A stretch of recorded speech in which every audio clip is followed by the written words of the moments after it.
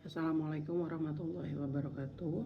Pada hari ini saya akan membawakan laporan makalah mengenai analisis perancangan strategi di fungsi inovasi Automate Online Proctoring di Universitas Terbuka. Nama saya Rabiani Sakina, saya jurusan FK PGSD dengan NIM 856547295. Pada kesempatan kali ini saya akan menjelaskan apa itu Automate Online Proctoring. Yang pertama yaitu adalah sistem pengawasan ujian daring yang berbasis AI. Nah, kegiatan ini dilakukan atau dipantau secara real time dan dideteksi secara otomatis dan untuk menjaga integritas akademik. Tetapi masih ada kekhawatiran yang terjadi. Yang pertama karena privasi mahasiswa ataupun dosen dapat terbocor kepada halayak publik.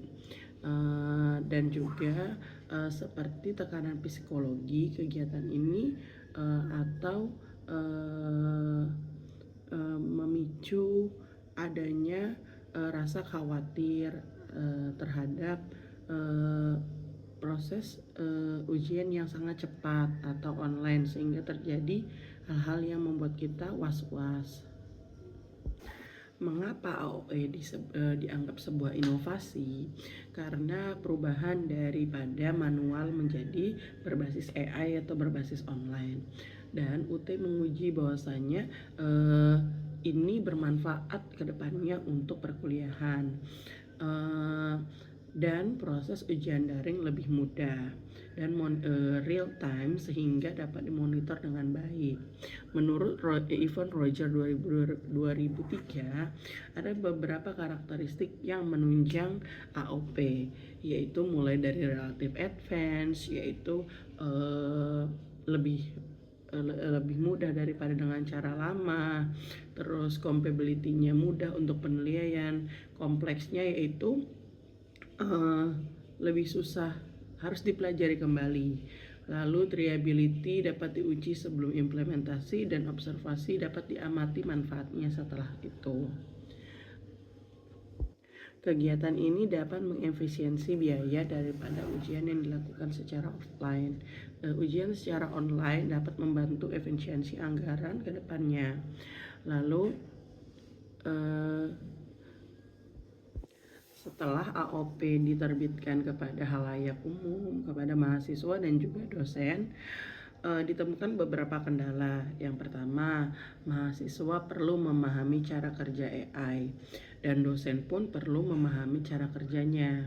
Jadi perlu dilakukan pelatihan spesifikasi untuk meminimalisir kesulitan ke depannya. Dan perlu diterbitkannya adanya panduan secara online dan juga offline yang mudah diakses oleh para mahasiswa dan dosen. Walaupun kedepannya dapat dilakukan uji coba kepada mahasiswa untuk mengukur apakah sulit atau mudah mengakses program tersebut. Yang pertama, kita dapat melaksanakan webinar bersama untuk seperti yang saya sebutkan sebelumnya, demo webinar perlu diselenggarakan oleh pihak universitas agar mudah diimplementasikan ke depannya program ini oleh mahasiswa dan dosen. Kegiatan ini perlu rutin dikerjakan, seperti mungkin pada laman online dapat diberikan link tutorial atau memberikan akses pelatihan berbentuk PDF. AOP dapat mengukur tingkat kecurangan yang terdeteksi, yang mana dapat membantu efektivitas manajemen pada UT dan memberikan hasil positif yang dapat dipublikasi kepada mahasiswa. Dan seperti yang kita tahu, AOP adalah sistem pengawasan ujian daring yang dibantu oleh yang dideteksi langsung oleh AI, maka harus tetap adanya laporan independen daripada offline atau dari pihak kampus, yang mana tetap memantau kegiatan tersebut tidak hanya dilepas secara online saja. Karena seperti yang kita tahu bahwasanya segala bentuk software tetap ada kendala yang akan ditemukan, maka tetap harus ada pengecekan ulang. Lalu setelah kegiatan ini berlangsung sekali pada tahap itu, maka perlu dilakukan evaluasi rutin ataupun secara berkala, dan juga dipantau data-data yang telah diterima. Tetap terus dilaksanakan edukasi dan juga transparansi bagaimana kegiatan ini berlangsung dengan baik atau tidak. Kenapa?